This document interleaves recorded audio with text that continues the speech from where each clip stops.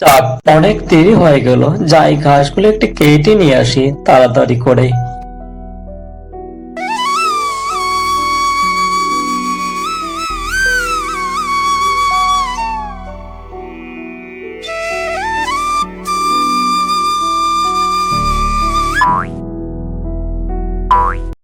গরুর জন্য তো অল্প কিছু ঘাস পেলাম, যা ঘাসের পরিস্থিতি খুব ভালো না।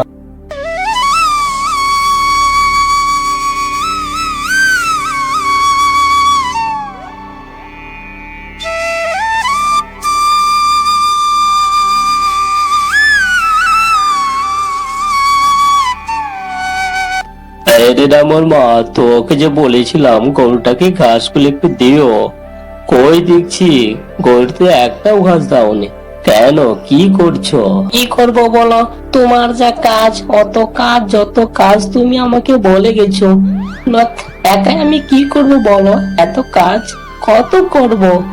যতটা পারছি করেছি। ঘাস তো তুমি নিয়ে আসছো না, ওই ঘাসগুলি দাও না, গরুটাকে খেতে দিয়ে দাও।